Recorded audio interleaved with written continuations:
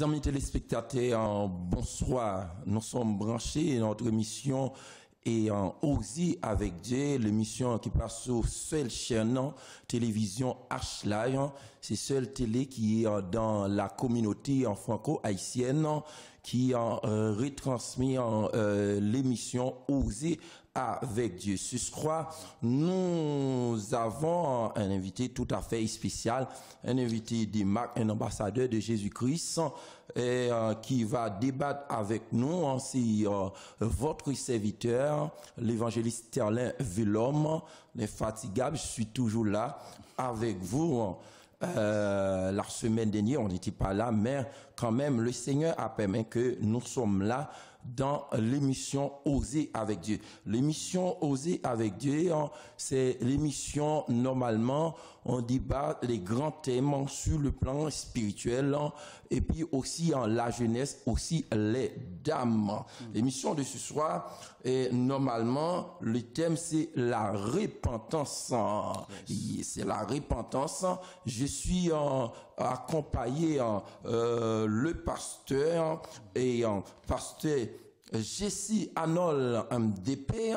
Je laisse les soins pour saluer vous les amis téléspectateurs. Bonsoir pasteur Arnold, comment allez-vous? Bonsoir évangéliste Serlin, je vais très bien par la grâce de Dieu, tout va bien et c'est un honneur et un privilège de partager cet instant avec vous. Je suis donc pasteur de la branche Centre évangélique Source de Vie Paris. Donc nous sommes à Meaux, au 16 avenue Louis Michel à Nantes-les-Meaux. D'accord, merci pasteur. Pasteur, ça veut dire que si vous êtes responsable de l'église, vous êtes marié, vous avez des enfants ou pas? Exactement, je suis marié à une très charmante épouse que Dieu m'a donnée. C'est vraiment une grâce de l'avoir au quotidien avec moi. Avec 2 enfants, nous avons 2 filles. Ça fait 13 ans que nous sommes mariés. Et 2 filles, Joanne et Naël, qui ont respectivement 11 et 9 ans. Merci, merci pasteur. Aujourd'hui, nous sommes là pour vraiment débattre sur la repentance, parce que en fait, normalement, dans Jésus, il a prêché aussi, même Jean-Baptiste, sur la repentance. Dans le même Joël, en chapitre 2, il dit, maintenant encore dit le Seigneur, revenez à moi, ça ce qu'on appelle en repentance. Est-ce qu'il en pasteur, on va entrer directement parce que le temps est court. Vraiment, la repentance en mer, chers amis, en téléspectateurs, étant que nous, chrétiens, on a besoin de repentir à chaque seconde, à chaque minute. Nous voyons 2 personnes, normalement, en parlant de Judas et Pierre. Et puis Judas, non seulement il a vendu Jésus, et puis, et vous savez bien que Judas, normalement, il a mis fin dans sa vie. Mais tandis que Pierre lui-même, Pierre, il a repenti, normalement. Est-ce que nous, pasteur, on va entrer directement? Qu'est-ce que la repentance, cher pasteur? Qu'est-ce que vous portez pour notre amis téléspectateurs et l'émission Oser pour Dieu? C'est à vous, pasteur Jessie. Merci évangéliste, et je voudrais en tout cas aussi saluer les chers téléspectateurs et de leur demander de vraiment de faire attention à ce que nous allons dire, parce que ce thème qui est la repentance est crucial. J'ai appris que s'il y a l'un des moments les plus cruciaux de la vie d'un homme, c'est quand Dieu lui dit « répands-toi ». Parce que la repentance, c'est ce qui permet à ce que nous puissions avoir une suite avec Dieu. Et c'est très très important. J'aimerais juste donner l'image d'une maison. Lorsque nous le construisons, nous demandons aux autorités la possibilité, en tout cas, de faire notre ouvrage avec les plans que nous avons. Et une fois les plans, nous commençons par placer ce qu'on appelle les fondations. Et les autorités viennent examiner la fondation pour voir si elles sont assez solides pour permettre à ce que l'ouvrage puisse continuer ou pas. Et je crois que la repentance, c'est le moment où effectivement Dieu vient voir si nous remplissons les critères pour avancer avec lui ou pas. Et c'est pour ça que c'est très très important et c'est crucial.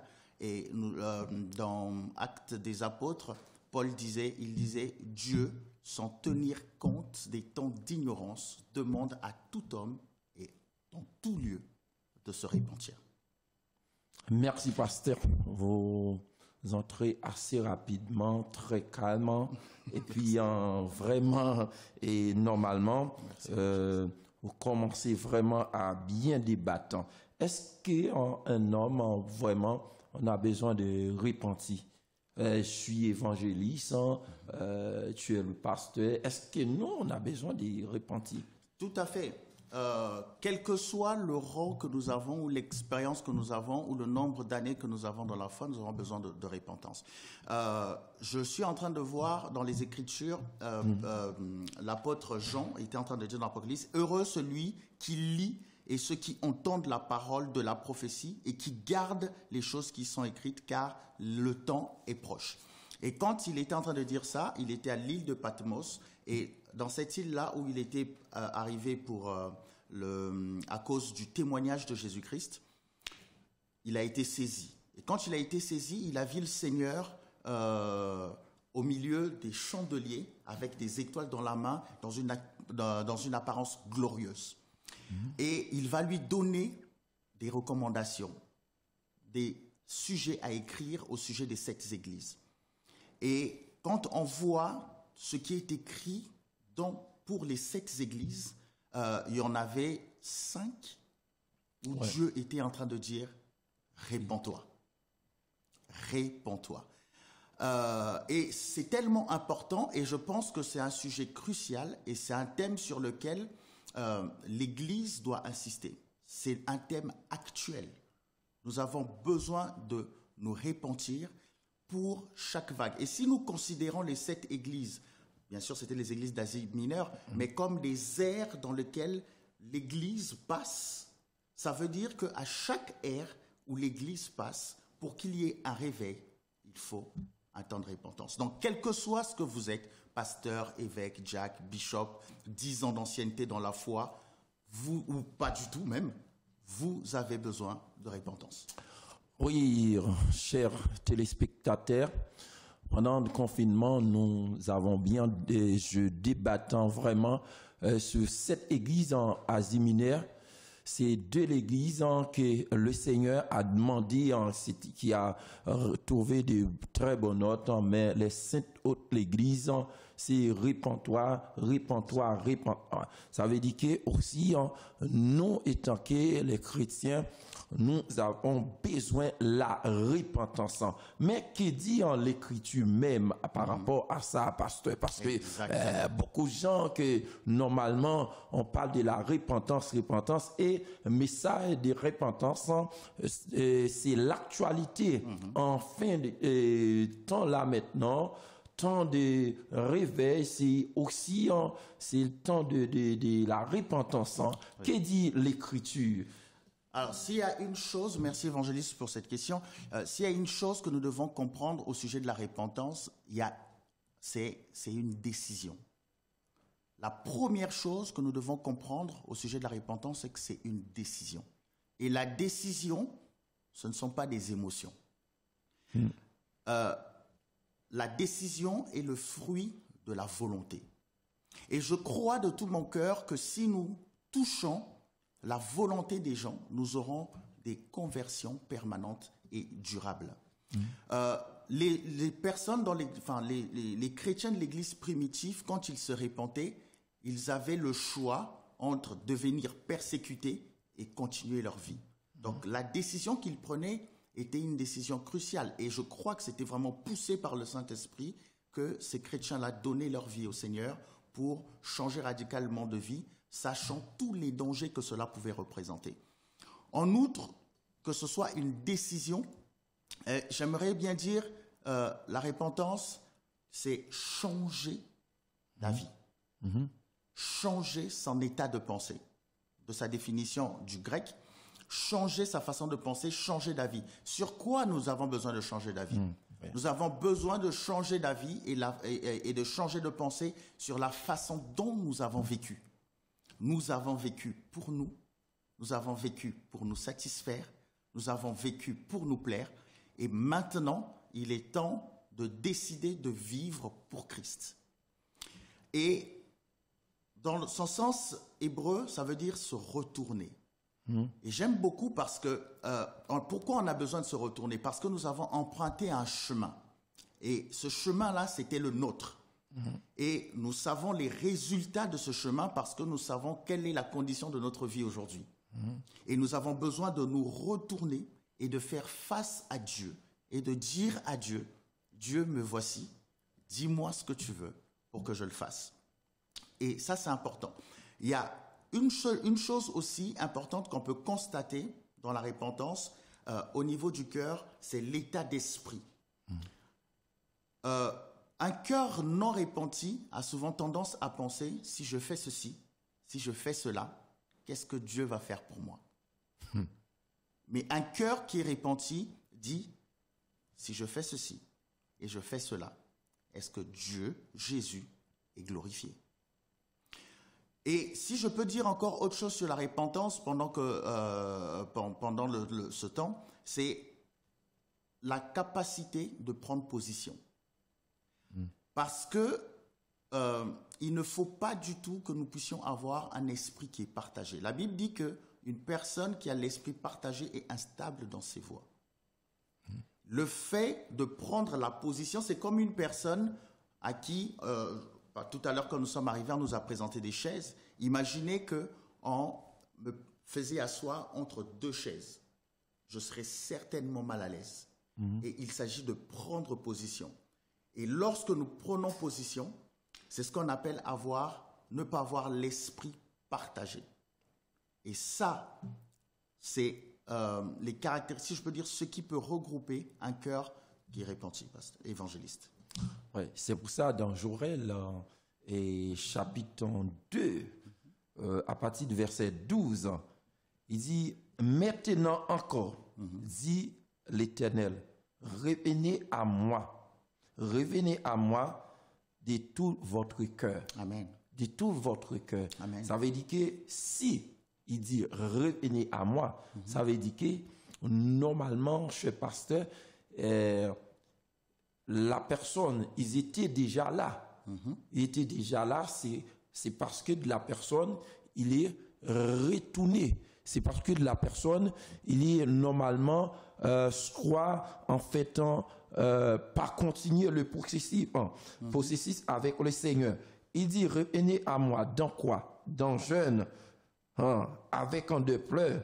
Ça veut dire que pensez-vous de ça? Revenez à moi. Est-ce qu'au jour d'aujourd'hui, le peuple de Dieu, il y a moyen de retourner retourner. Et des fois, nous interprétons le chemin, des fois le chemin, en disant, bon, c'est déjà trop, on est déjà parti trop long. Est-ce qu'il y a normalement, la Bible dit ici, maintenant encore revenez à moi, est-ce qu'il y a possibilité pour que nous revenons à notre Seigneur? Bien sûr, bien sûr. Ésaïe 56, tout à l'heure j'étais en train, pour revenir, pour faire un peu le parcours, j'étais en train de parler de Actes où Paul disait « Dieu aujourd'hui demande à tout homme et dans tout lieu de se repentir ». Pourquoi, en revenant sur ce que vous êtes en train de dire, pourquoi Dieu demande à tout homme, en tout lieu de se repentir? Et pourtant, il y a des gens qui mènent une vie qui apparemment, socialement, peut se dire que je ne me reproche de rien. Mais pourquoi il y a besoin de cela? Ce qu'il faut comprendre, c'est que Ésaïe 56 dit « Nous étions errants et chacun a suivi sa propre voie ». C'est là qu'est tout le problème. Le fait que nous suivions notre propre voie, ce n'est pas la voie de Dieu. Et c'est pour ça que nous avons besoin de nous repentir. Et quel que soit ce que nous sommes, nous avons besoin de nous repentir. Quand vous dites « revenez », bien sûr, j'ai le fils prodigue, un enfant de la maison, qui est avec son frère et qui sont avec leur père. ce fils décide de partir avec les biens de son père, ou ce qu'il estimait comme étant de droit en termes d'héritage. Et il est parti pour mener une vie selon lui, selon ce qu'il avait choisi. Et il a dilapidé tous les biens qu'il avait. Et il s'est retrouvé sans rien, pauvre, et manquant même le strict minimum pour vivre, au point d'arriver à partager les mets avec les cochons et les porcs. Et les Écritures disent dans Luc, il dit, il est entré en lui-même. Il est entré en lui-même. Et ça, je pense que c'est important parce que c'est ce que j'appelle le moment de vérité. Le moment où nous pouvons nous voir réellement tels que nous sommes. Où nous pouvons nous voir tels que Dieu nous voit. Et étant entré en lui-même, il s'est levé et il a pris une décision. Il dit, je retournerai vers mon Père. Je retournerai vers mon Père. Et quand il a pris cette décision, il s'est levé et il commence à repartir vers le Père.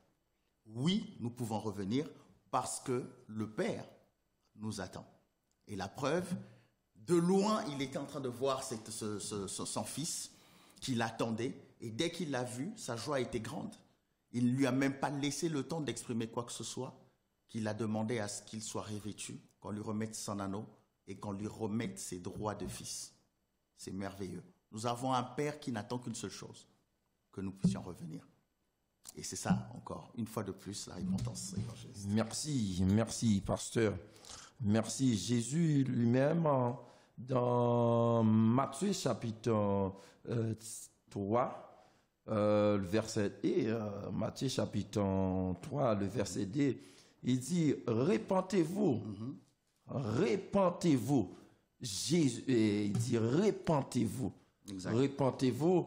Normalement, pourquoi le mot de repentance en sortit comme ça?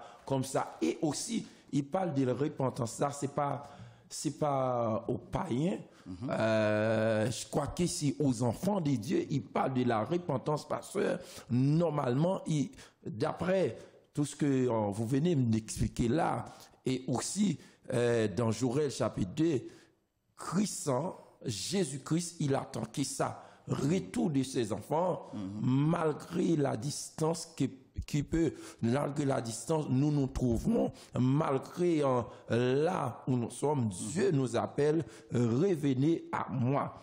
Et il dit, normalement, repentez-vous, car le royaume des cieux est proche. C'est normalement Jean-Baptiste, je crois qu'il prêchait dans le désert. Exact. Il dit, pourquoi en fait il appelle les gens sans cesse comme ça? Mais c'est très intéressant l'évangile ce que vous venez de dire parce que la repentance est tellement importante que c'est le chemin qui prépare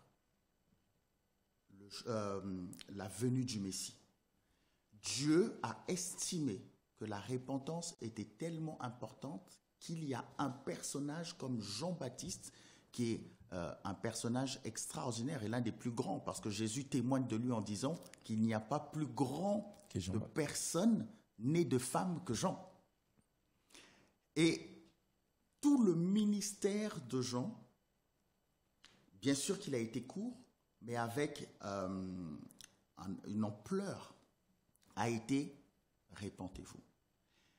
La repentance prépare le chemin de Jésus-Christ dans notre cœur. C'est tellement important. Et lui, il était venu en disant, je viens pour préparer le chemin du Seigneur. Comment il préparait le chemin du Seigneur? Par la repentance. La repentance prépare le chemin de Dieu dans votre cœur. Et je crois, et c'est ce que nous enseignent aussi les Écritures, que sans repentance, il n'y a pas de véritable foi. Sans véritable repentance, il n'y a pas de véritable foi. J'ai rencontré beaucoup de personnes ayant de la lutte par rapport à leur foi, se disant j'ai une grande foi, une petite foi ou pas de foi. Mais en réalité, s'il y a une chose auquel nous devons faire attention, c'est comment nous nous sommes repentis. Parce que si nous ne faisons pas attention à la façon dont nous nous sommes repentis, certainement, Dieu n'emmènera pas la foi dans notre cœur. La foi dans notre cœur vient de Dieu. C'est une réelle substance. Mais pour qu'elle vienne dans notre cœur, il faut la repentance. Et ce personnage, ce passage que vous avez cité, évangéliste, montre comment Dieu veut que nous puissions faire attention sur le fait de se repentir. Et que si nous ne le faisons pas, il ne viendra pas vers nous. Et Apocalypse dit, je me tiens à la porte et je frappe. Je me tiens à la porte et je frappe. Et celui qui entend ma voix et qui ouvre la porte, ça c'est la repentance. Il dit, j'entrerai. Et une fois qu'il entrera, il fera quelque chose de merveilleux. Il va passer un moment d'intimité avec nous.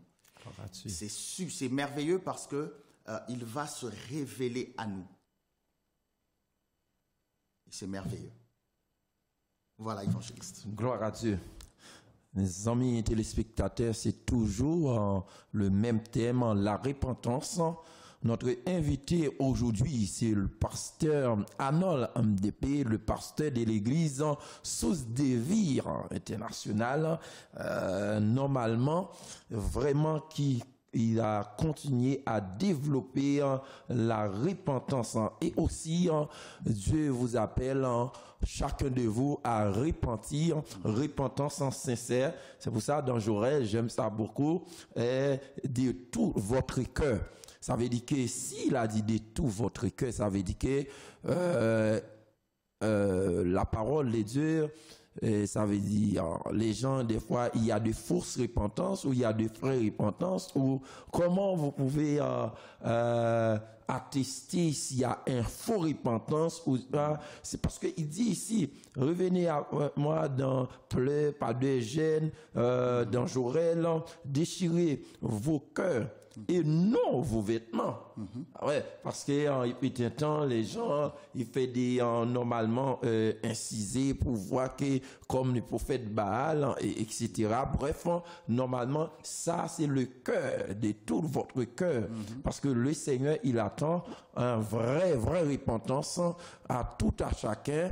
Ça veut dire quel que soit le pasteur, l'évangéliste, quel que soit le niveau de la personne, il a besoin de repentir. Le peuple en Ninive, le Seigneur a envoyé normalement Jonas, dans Jonas chapitre 2, si je ne m'abuse pas. Jonas, il a prêché le roi de Ninive, il a vraiment prendre conscience, tout le monde s'est retourné vers le Seigneur. Et au jour d'aujourd'hui, est-ce qu'il y a vraiment nous, étant que chrétiens et même toute la nation, le Seigneur fait appel à la repentance. J'en suis sûr que pasteur Jessie, tu as préparé des choses costauds. Je vous laisse entrer, élargir le débat beaucoup plus. Ok. L'évangile, vous avez parlé tout à l'heure de fausse ou vraie repentance. Je pense que c'est quelque chose de très important parce que effectivement, il faut comprendre la nature de la repentance. Est-ce qu'il y en a une fausse? Oui, il y a des fausses. Et quel est l'exemple que nous avons dans les Écritures d'une fausse repentance? Judas. Après avoir trahi le Seigneur, les Écritures nous disent qu'il a eu du regret et du remords. Mais ce regret et ce remords l'a poussé au suicide. Et ça, le regret, le remords, ce n'est pas la repentance. Ouais. La repentance, la vraie repentance, c'est ce que nous avons donné comme exemple du fils prodigue qui prend la décision de revenir vers son père. Mais j'aimerais donner encore une certaine autre nature de la repentance parce que c'est très important. Vous savez, imaginez un cochon ou un porc dans son manger, dans son environnement de boue et tout. Et imaginez juste un instant que ce porc qui est dans cet environnement, en un clin d'œil, devient un humain. Si ce porc devient un humain, il aura une réaction. La première réaction, je suppose, ce serait de comprendre comment ça se fait que je suis là. Et je pense que l'une des choses, ça serait peut-être de se dire, est-ce que personne ne m'a vu? Mais il aura surtout le réflexe de quitter cet endroit. Ça, c'est la repentance. La repentance, c'est un peu ce qu'a vécu Paul. Il quitte, il est sur le chemin de Damas pour aller tuer les chrétiens. Et sur ce chemin de Damas, le Seigneur se révèle à lui. Et sur ce trajet, il est passé de meurtrier à un prêcheur de l'évangile. Ça, c'est la repentance. La repentance n'a rien à voir avec le fait de faire juste une prière en disant Seigneur, je te donne ma vie, tu es à moi et tout, Amen, et on te dit que je suis enfant de Dieu. C'est beaucoup plus profond que ça. Aucun homme de Dieu ne peut valider la repentance dans le cœur d'un homme.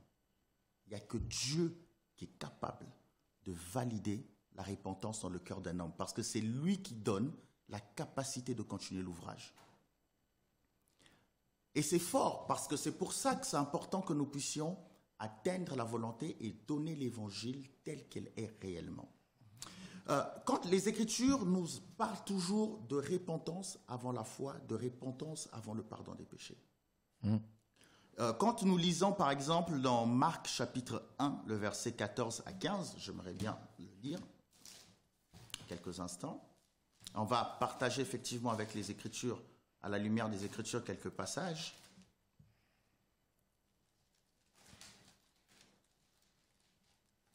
Donc Marc,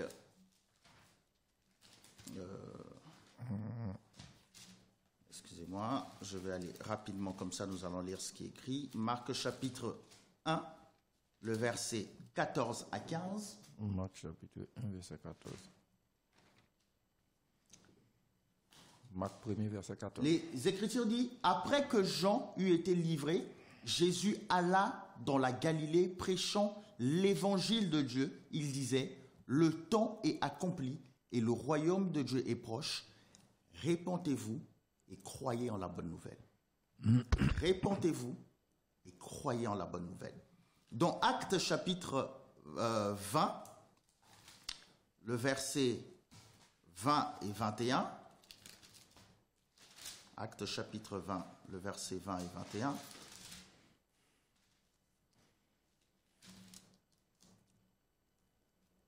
Il dit, vous savez que je n'ai rien caché de ce qui vous était utile et que je n'ai pas craint de vous prêcher et de vous enseigner publiquement dans les maisons.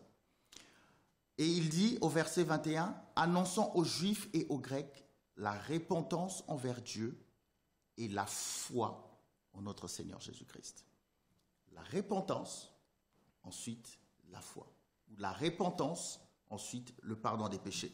Et juste lorsqu'il est ressuscité des morts, dans Luc 24, voilà, quand on ramène le concept, Jésus est ressuscité des morts et il va à la rencontre de ses disciples. Dans Luc 24, il va dire, au verset 46 et 47, je vais le voir pour lire avec vous.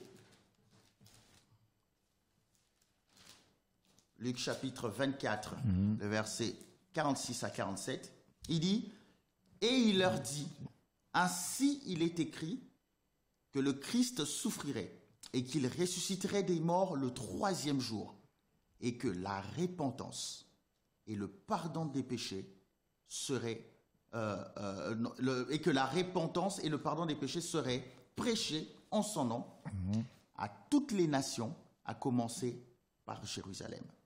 D'accord. C'est très important que nous puissions effectivement comprendre l'importance de la repentance et que c'est une décision que vous devez prendre. C'est comme quand nous nous présentons des fois au mariage. Tout à l'heure, j'étais en train de parler de décision. Moi, je suis marié depuis 13 ans. J'étais devant le maire évangéliste et on m'a posé la question si je voulais prendre mon épouse comme épouse jusqu'à, vous savez, la fameuse phrase que nous récitons, nous répétons toujours, dans le pire, dans le bonheur, dans le malheur, jusqu'à ce que la mort nous sépare. Mais c'est une décision que nous prenons lorsque nous faisons cela. Nous ne pouvons pas aimer une personne dans le pire comme dans la joie si nous n'avons pas pris une décision. Et c'est réellement le fruit d'une volonté. Et cela sera évalué dans les moments difficiles. Ce sont les moments difficiles qui vont déterminer si vous êtes ou pas un homme de parole. Ce sont les moments difficiles qui vont déterminer si vous êtes ou pas un homme de parole. Et comme dans une vie de couple, dans la vie chrétienne, il y a des moments difficiles. Dans l'une des églises, je pense c'est à Laodicée, il était en train de dire vous êtes ni froid ni bouillant. Et il dit je vous vomirai. Mais en leur demandant de se repentir, il leur dit venez acheter chez moi de l'or qui est passé par le feu. Mais c'est quoi de l'or est passé par le feu? C'est la foi. Mais la foi n'a de la valeur que lorsqu'elle est éprouvée. Donc il y aura des moments d'épreuve. Mais nous tiendrons à cause de la décision que nous avons prise au début. Et il dit aussi, venez acheter de vêtements blancs. La sanctification évangéliste. Nous avons besoin de foi éprouvée et de vêtements et de la sanctification.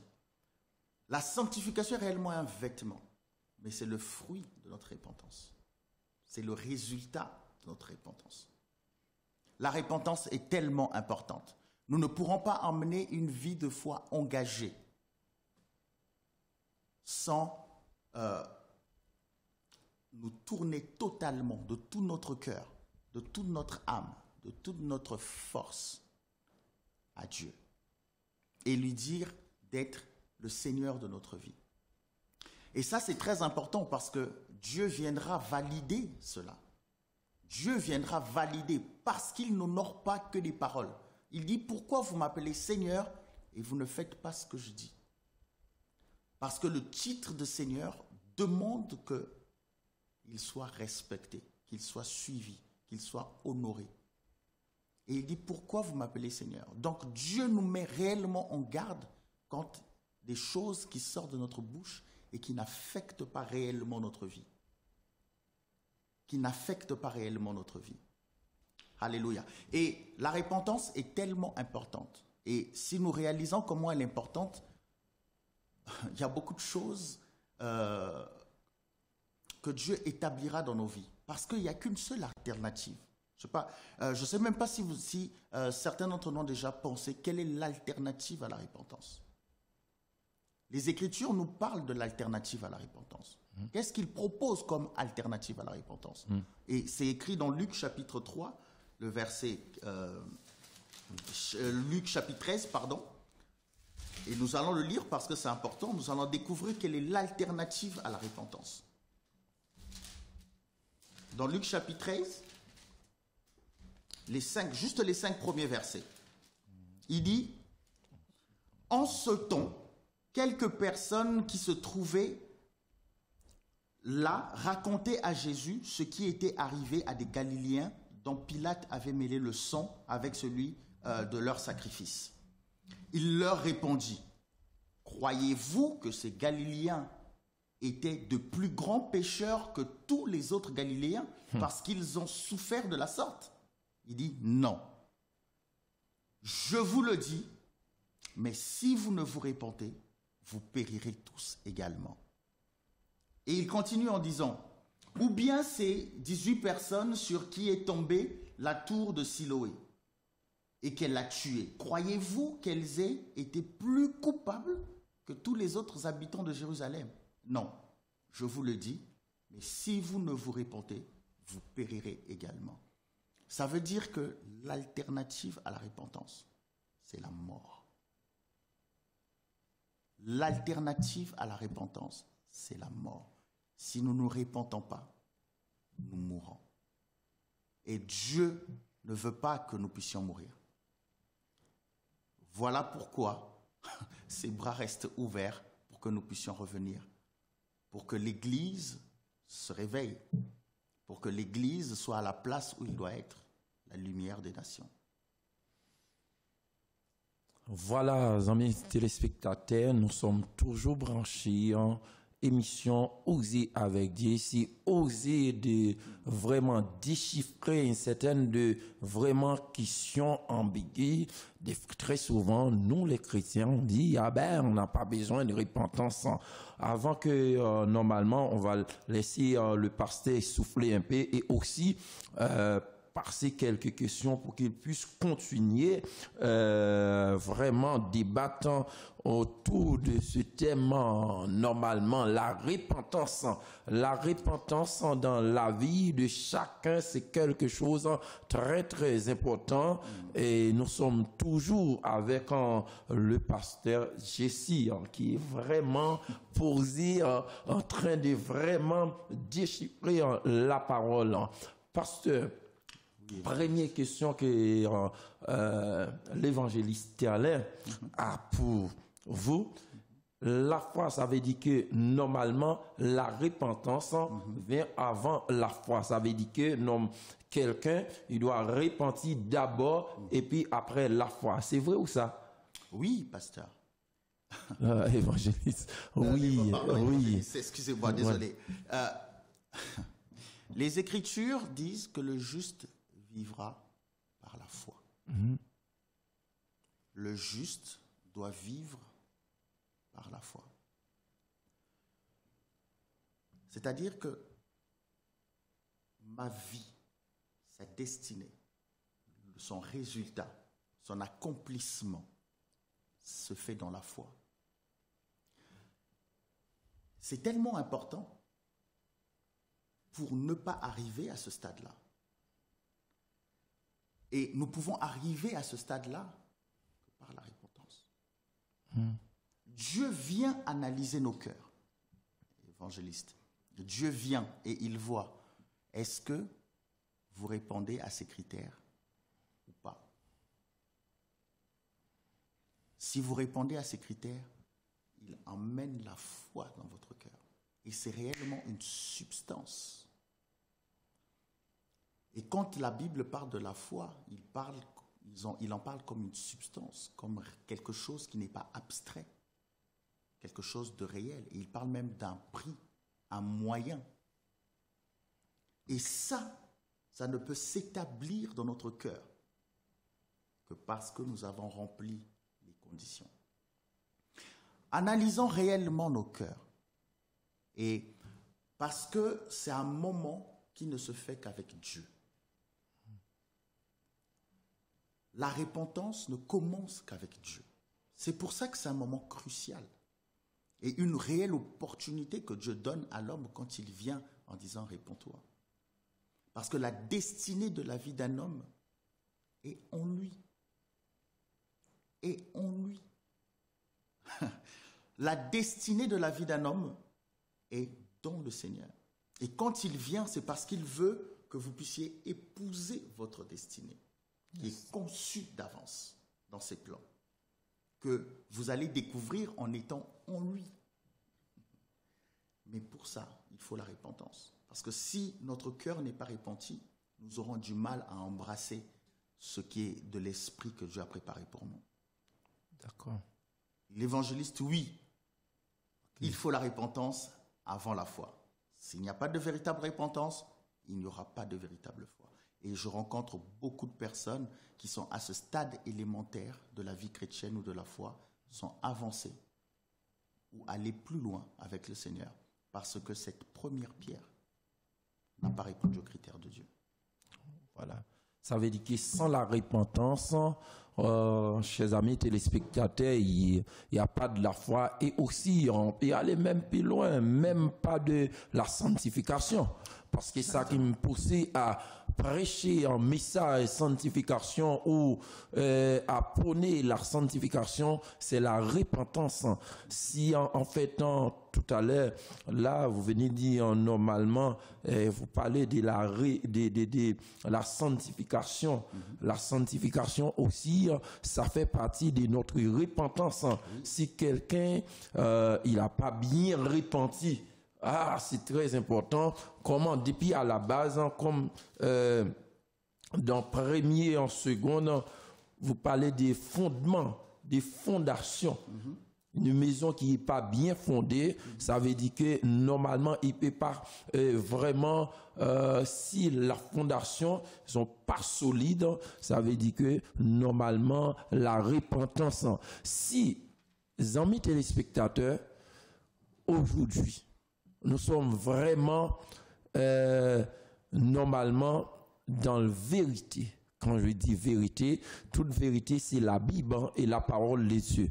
Mais je sache que si quelqu'un, il n'est pas repenti, quel que soit de la personne, pasteur, évangéliste, apôtre, bishop, ou du moins sans normalement docteur, tout le monde a besoin de repentance. Tout le monde a besoin de repentance. Mais pourquoi Jésus dit dans Luc 13 ans, là où vous venez de lire, ça veut dire que normalement, il y a des gens qui disent, c'est un tel, c'est pasteur un tel, c'est le frère un tel qui a besoin de repentance. Il n'a pas besoin de repentance. Parce que la question, c'est comme si, de très souvent, nous, les responsables, y compris moi étant qu'évangéliste, on voyait toujours la soeur interne, la petite, il a toujours besoin de la repentance. Mais nous, c'est comme si nous, on est entre Dieu et les anges. Ça veut dire que c'est l'autre qui ont besoin de repentance. Est-ce que là, normalement, il y a d'autres serviteurs qui sont en train de nous écouter? Est-ce que les serviteurs comme ça, ils pouvaient se mettre en question pour voir que normalement tout le monde a besoin de repentance ou pas? Est-ce que par exemple, après 20 ans de ministère, 50 ans de ministère, je n'ai pas besoin de repentir? J'ai besoin de repentir ou pas? Ouais, parce qu'il y a des, excusez-moi, je pasteur, il y a des hommes qui, très souvent très élevés, et c'est comme s'ils n'ont pas besoin de repentance. Pensez, parce qu'on a des années dans la foi, ou parce qu'on a un ministère, parce qu'on est pasteur, parce qu'on est évangéliste, et qu'on n'a pas besoin de repentance. En fait, rien que le fait de penser que nous n'avons pas besoin veut dire qu'on en a réellement besoin. Voilà. Parce que penser que nous n'avons pas de repentance, c'est de l'orgueil. C'est de l'orgueil. Et l'orgueil est le péché qui a déchiré le ciel. Le ciel, la première guerre que nous connaissons, n'a pas eu lieu sur la terre, a eu lieu dans le ciel. Pourquoi? À cause de l'orgueil. Une personne qui a estimé que je dois m'élever plus que Dieu. Et ça a créé une déchirure dans le ciel. Penser qu'on n'a pas besoin de repentance veut tout simplement dire que la semence de la rébellion est déjà dans le cœur. Et pire encore, c'est qu'il n'y a qu'une seule sentence pour le rebelle. C'est la mort. Donc, j'aimerais dire ceci aux hommes de Dieu, aux serviteurs qui sont dans le ministère pendant plusieurs années. Si vous estimez réellement dans votre cœur que vous n'avez pas besoin de repentance, c'est le moment de penser que vous en avez réellement besoin. Parce que vous êtes sur une pente dangereuse, mais vraiment dangereuse. La seule chose qui puisse nous tenir debout, c'est la grâce de Dieu. C'est la seule chose qui puisse nous tenir debout. Nous ne pouvons pas tenir debout sans la grâce de Dieu. Et nous avons besoin de repentance pour que les choses suivantes se manifestent dans notre vie. Pendant que j'étais en train de parler, il y a une pensée qui me venait. Pierre, pendant qu'il prêchait, après avoir été rempli du Saint-Esprit, se retrouve devant une foule. Et après avoir parlé, et j'aime beaucoup cette partie parce que pour la toute première fois de l'histoire de l'Église, on voyait des non-chrétiens, des païens poser une question à l'Église. Qu'est-ce que nous devons faire? Que ferons-nous? Et c'est une question que le monde pose encore à l'Église aujourd'hui. Qu'est-ce que nous devons faire? Et la réponse de Pierre a été claire. Et en 3 choses. Répentez-vous, soyez baptisés, et vous allez recevoir le don du Saint-Esprit. Le don du Saint-Esprit nous introduit dans la grâce. C'est vraiment ça la définition de la grâce. La grâce, ce n'est pas avoir une voiture. Ce n'est pas avoir une femme ou je ne sais pas. Compte en banque clair, non? La grâce, c'est le Saint-Esprit de Dieu en nous. Le Père, le Fils et le Saint-Esprit en nous. Ça, c'est la grâce. Parce que c'est ça qui nous permet de vivre dans la sanctification. Et les Écritures disent que si nous sommes sous la grâce, le péché ne dominera pas sur nous. Si le péché domine sur nous, il faut se poser la question. Est-ce que je suis sous la grâce? Ou je suis encore en train de vivre selon mes règles qui définissent ma façon de vivre et j'associe ces règles en pensant que plus je les respecte, plus Dieu est avec moi ou plus je suis avec Dieu. En réalité, ces règles-là, tellement que nous n'arrivons pas à les respecter, nous devenons aigris. Nous devenons aigris. Et le fait que nous sommes aigris, nous manquons d'amour. Parce que nous sommes dans le légalisme.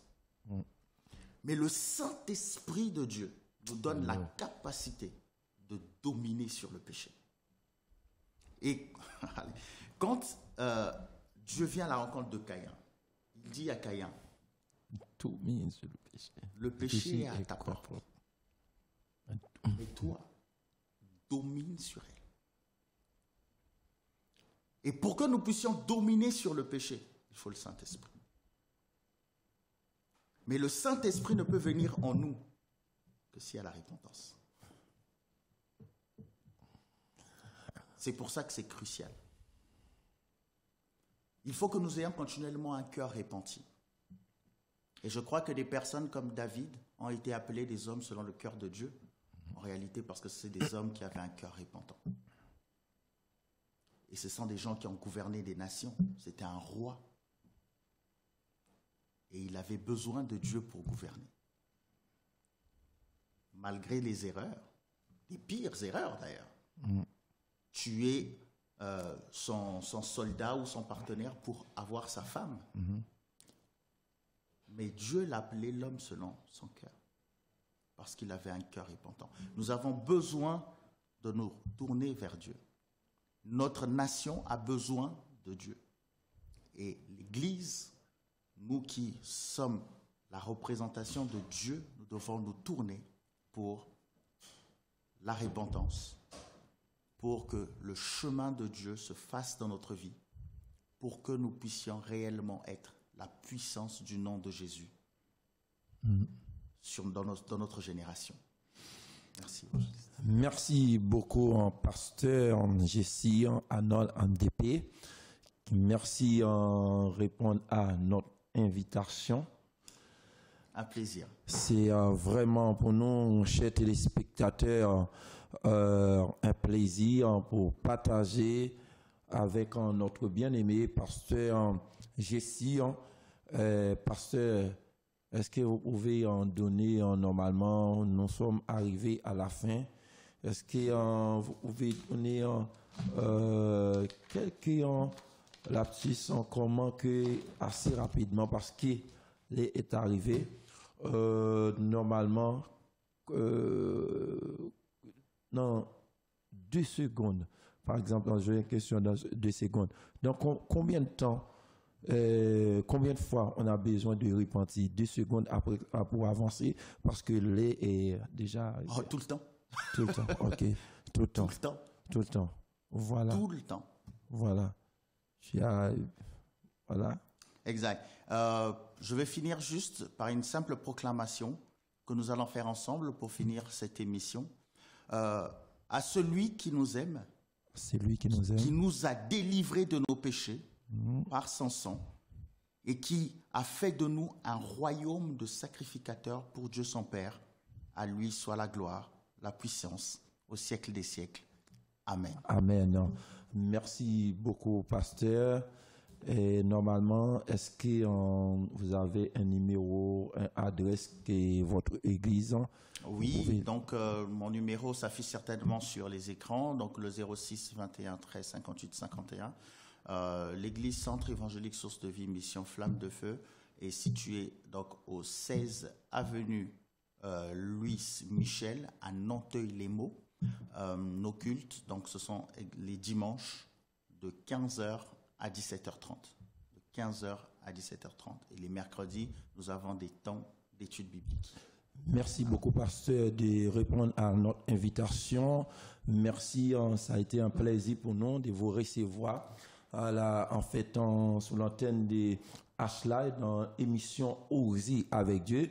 Mais bien aimé, c'est émission Oser avec Dieu, parce que sur chaîne en H-Live les dimanche matin et dimanche après-midi, dimanche matin de 9h, 9h30, dimanche après-midi de 16h à 16h30.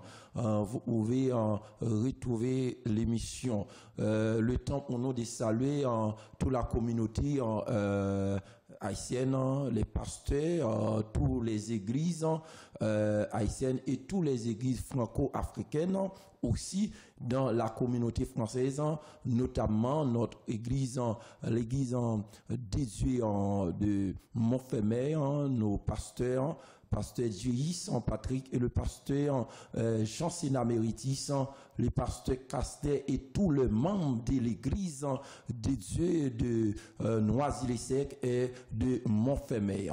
Que Dieu vous bénisse. Bonne continuation, pasteur. Plein de choses à l'Assemblée en sous-DV. Que Dieu vous bénisse. Merci beaucoup, pasteur. Merci à vous. Au revoir.